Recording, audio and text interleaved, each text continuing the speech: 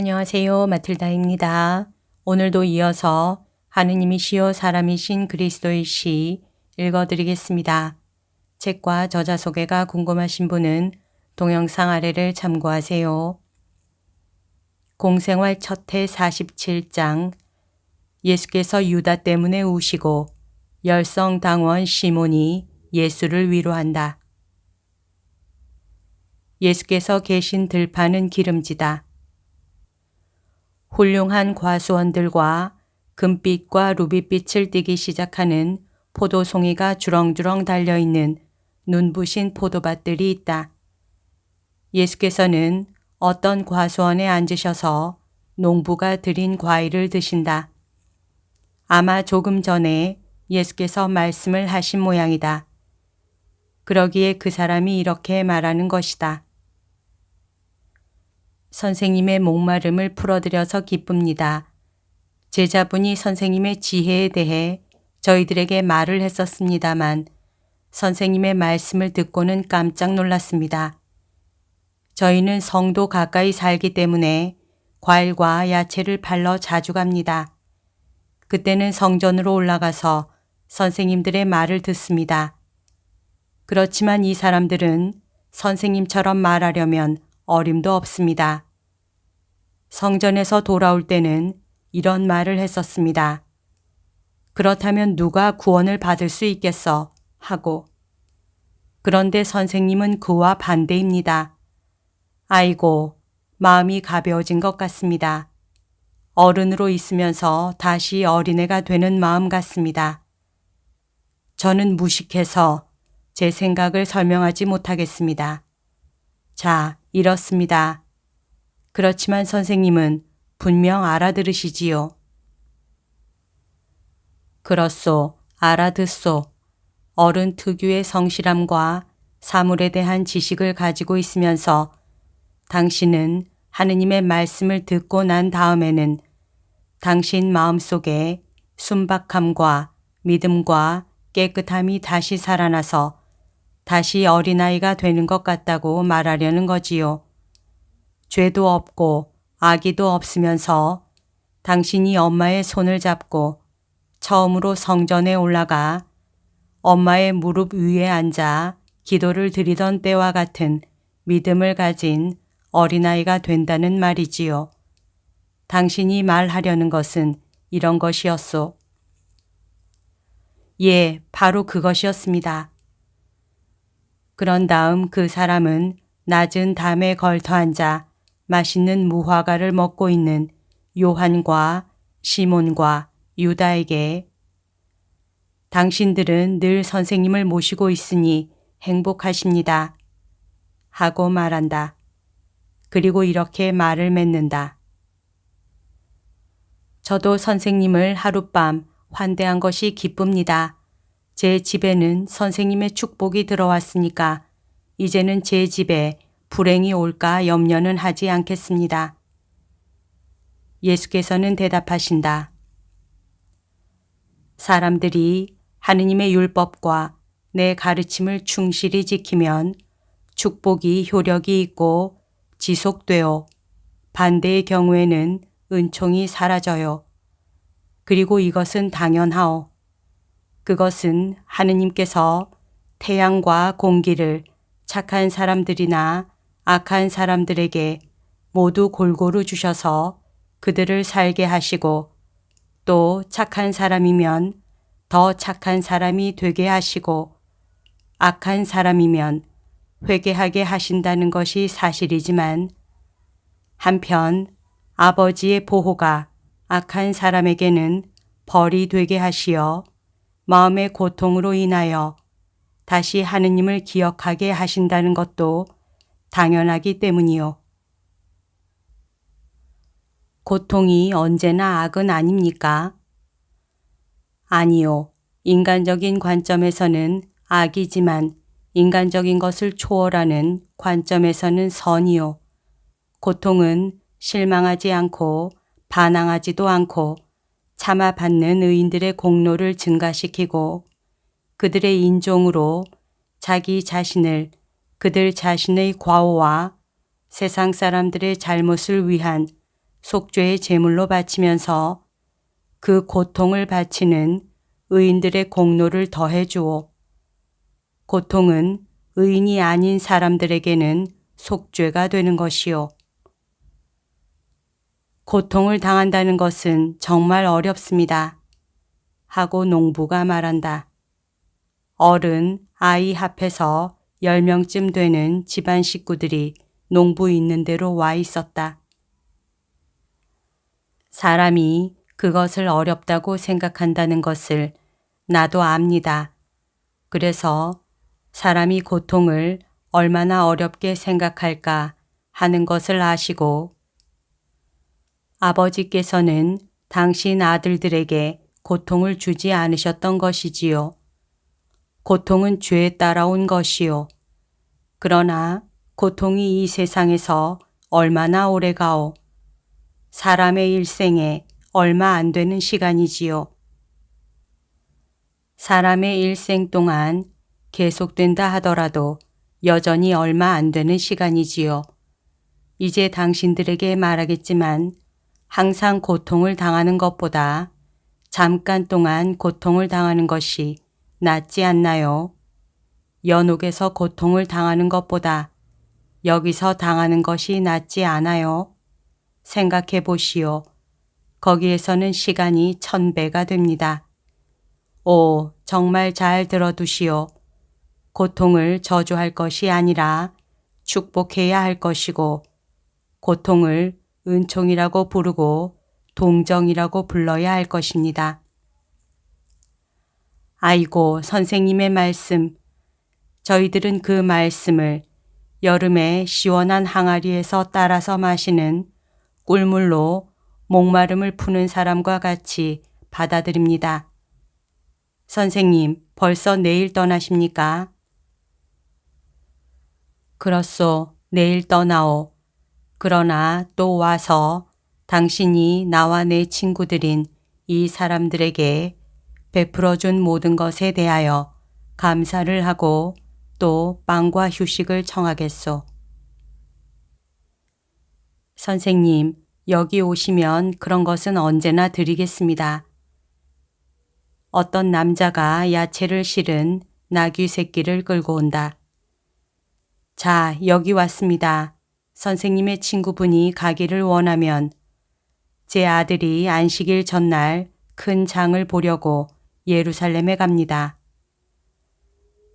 요하나 가거라. 어떻게 해야 하는 것인지 알지. 나흘 후에 다시 보자. 내 평화가 너와 함께 있기를. 예수께서는 요한을 껴안고 입맞춤하신다. 시몬도 그렇게 한다. 선생님, 하고 유다가 말한다. 선생님이 허락하시면 저도 요한과 같이 가겠습니다. 친구 한 사람을 꼭 보고 싶습니다. 그 친구는 안식일마다 예루살렘에 있습니다. 저는 요한과 같이 개파게까지 가고 그 다음에는 제 일을 보러 계속하겠습니다. 그 사람은 제 집안의 친구입니다. 아시겠어요? 제 어머니는 저에게 이런 말을 했습니다. 나는 너에게 아무것도 묻지 않았다. 선생님을 떠나는 것이 슬픕니다. 그러나 지금부터 나흘 뒤에는 다시 선생님을 모시겠습니다. 그리고 선생님이 귀찮아 하실 정도로 충실하겠습니다. 자, 가거라. 나흘 후 새벽 동이 틀 때 물고기 성문에 와 있어라. 잘 가라. 그리고 하느님께서 너를 지켜주시기 바란다. 유다는 선생님께 입맞춤하고 먼지가 많은 길로 종종 걸음을 치는 나귀 새끼 곁으로 간다. 조용해지는 들에 어둠이 내리 깔리기 시작한다.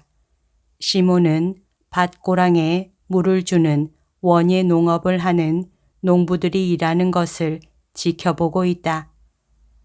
예수께서는 얼마 동안 계시던 곳에 그대로 계시다가 일어나셔서 집 뒤로 돌아 과수원 안으로 들어가시어 혼자가 되신다. 나무가 우거진 작은 숲까지 가시는데 그곳에는 굵은 석류나무들이 있고 그 앞으로는 별로 키가 크지 않은 덤불로 경계가 지어져 있는데 구스베리 나무들 같다. 그러나 정확히는 모르겠다. 그 덤불에는 열매가 없고 그 잎도 잘 모르겠다. 예수께서는 그 뒤로 몸을 숨기신다. 그리고 무릎을 꿇고 기도하신다. 그런 다음 몸을 굽혀 얼굴을 땅바닥 풀 위에 대시고 우신다. 가끔 깊은 한숨을 쉬시는 것으로 그것을 알게 된다. 그것은 흐느낌은 없지만 몹시 슬퍼하는 낙담한 울음이다. 예수께서 오랫동안 그러한 자세로 계신다. 이제는 황혼의 약한 빛이다.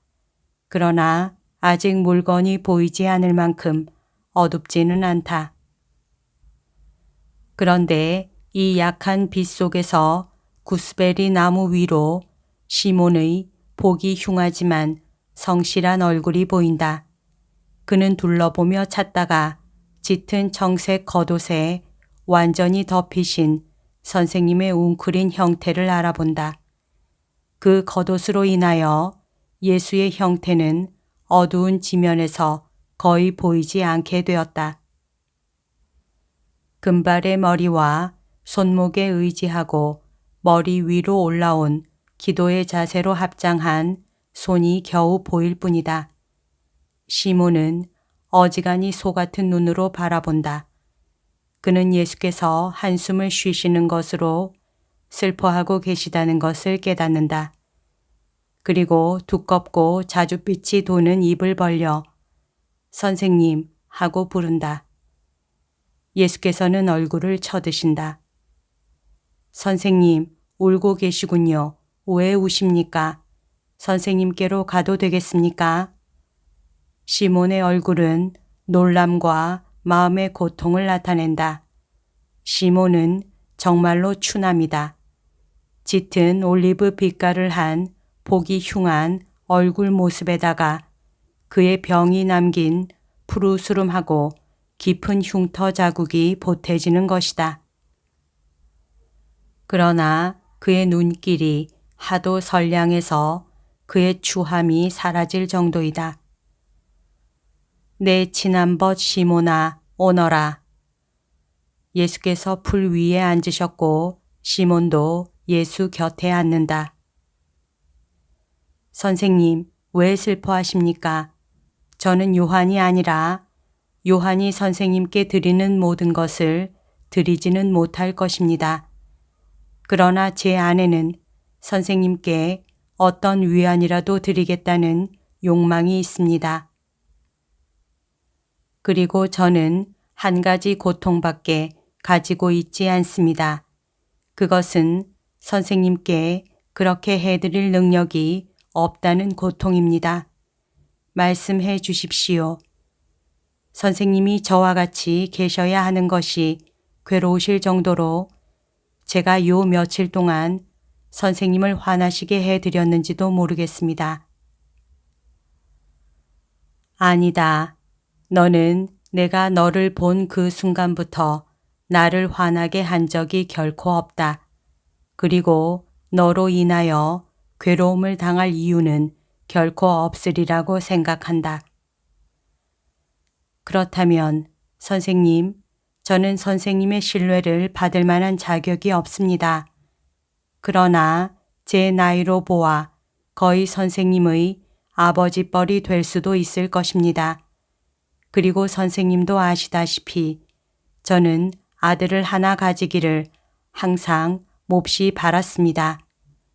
그러니 선생님이 제 아들이신 것처럼 애무하게 해주시고 그렇게 괴로워하실 때 아버지와 어머니의 역할을 하게 가만두십시오. 그것은 선생님이 많은 일을 잊기 위해 어머니가 필요하시기 때문입니다. 오, 그렇다. 내 어머니가 필요하다. 그러면 선생님이 어머니 곁에서 위로를 받으실 수 있을 때까지 선생님을 위로해 드리는 기쁨을 종에게 허락하십시오. 선생님은 선생님을 화나게 한 어떤 사람이 있기 때문에 우시는 거지요. 여러 날 전부터 선생님의 얼굴은 구름에 가려질 때의 해와 같습니다. 선생님은 인자하시기 때문에 선생님의 마음을 상하게 하는 사람을 다른 사람들이 미워하지 않도록 선생님의 고통을 숨기십니다. 그러나 그 마음의 상처는 선생님을 괴롭히고 불쾌감을 가지시게 합니다. 그렇지만 주님, 왜 그 고통의 근원을 멀리 쫓아버리지 않으십니까? 그것은 인간적으로는 무익한 일이고 또 사랑에 위배되는 일이기 때문이다. 아, 선생님은 제가 유다에 대해서 말씀드린다는 것을 아셨군요. 그 사람 때문에 고통을 당하시는 것이지요. 어떻게 진리이신 선생님이 저 거짓말쟁이를 용납하실 수 있습니까? 그 사람은 얼굴 빛도 변하지 않고 거짓말을 합니다. 그 사람은 여우보다도 더 교활하고 바위보다도 더 무감각한 사람입니다. 이제 그 사람이 떠나갔습니다. 못하러 갔습니까? 그 사람이 친구가 몇 사람이나 되겠습니까?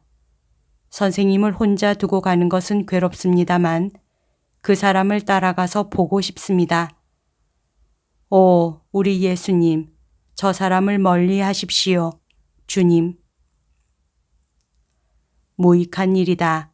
와야 할 것은 오고야 말 것이다. 무슨 말씀입니까? 특별한 것은 아무것도 없다. 선생님이 그 사람을 기꺼이 가게 내버려 두신 것은 예리고에서 그가 취한 태도로 인해 선생님께 혐오감을 불러일으켰기 때문이지요. 시몬아, 그것은 사실이다. 그러나 다시 말하지만 와야 할 것은 오고야 말 것이다. 그리고 유다도 그 미래에 속하는 사람이다. 그 사람도 이 미래에 있어야 한다. 그렇지. 요한의 말로는 시몬 베드로는 더없이 솔직하고 더없이 격렬한 사람이라는데 베드로가 저 사람을 용납하겠습니까? 베드로도 그를 용납해야 한다.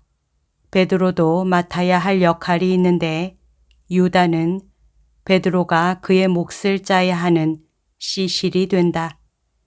유다는 베드로가 다른 어떤 사람에게서보다도 더 많은 교양을 쌓게 될 학교이다. 요한 같은 사람들과 좋게 지내고 그와 비슷한 정신을 가진 사람들을 이해하는 것은 바보도 할 수 있는 일이다.